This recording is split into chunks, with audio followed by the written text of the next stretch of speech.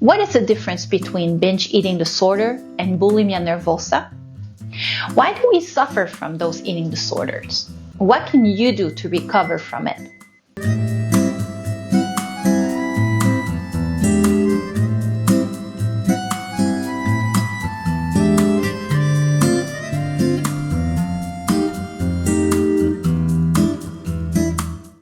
Some people might think that binge eating disorder is the same as bulimia nervosa. But in fact, there's a clear difference between the two. The ones that only binge don't purge themselves, and their body preoccupation is not as intense as for the ones suffering from bulimia. But according to National Alliance on Mental Illness of Michigan, bulimia has destructive pattern of binge eating and recurrent inappropriate compensatory behaviors to control one's weight. It may include purging behaviors such as self-induced vomiting, abuse of laxative, diuretics, or enemas. But it could also be non-purging behaviors such as, wait for it, fasting, and excessive exercise. That is exactly what happened to me.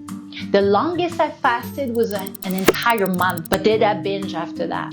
Have you ever fasted in the goal of losing weight? Let me know in the comments what was your time record. If you would like to use a screening tool to give you a better idea to see if possibly you do have binge eating disorder, look for the link below. Why do we suffer from these disorders?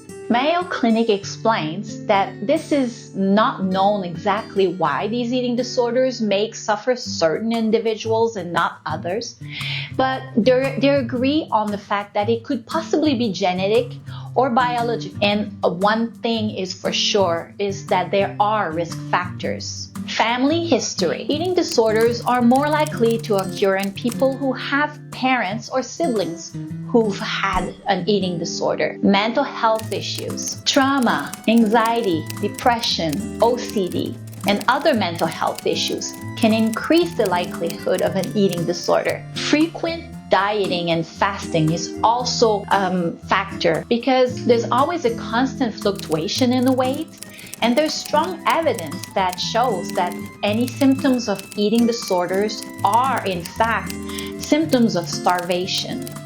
Starvation affects the brain and can lead to mood swings and rigid thinking, anxiety, and reduced appetite as well. Then it creates a very strong eating behaviors, and then it's hard to go back to healthy eating habits. History of weight bullying. People who have been teased or bullied by peers, healthcare professionals, coaches, teachers, family members, unfortunately, and they were teased for their weight, you're more likely to also have this disorder. Stress, whether it's heading off to college, moving, landing a new job, starting a family, or any kind of stress. Once the stress increases, there's a higher risk of eating disorder. And in my opinion, the biggest risk factor would be the media. It plays a huge role in this. The people that it will picture on the screen is very often an image that is not realistic and not necessarily healthy. So you feel like you might suffer from binge eating disorder? Well, don't be discouraged. Dr. Carolyn Ross explains in her book, Food Addiction Recovery Workbook, that this recognition of the problem should not make you feel guilty or make you feel as if you should have been able to use your willpower to stop overeating. She adds that as we learn more about the food addiction, we can in time understand that it's not our fault. Follow me for the next 18 weeks. Accompany me through a different experiment to see if I can finally make a significant change in my life, which I will be journaling and sharing with you all the knowledge that I will gain from it. Like this video, subscribe to the channel so you don't miss any of those weeks, and see you soon.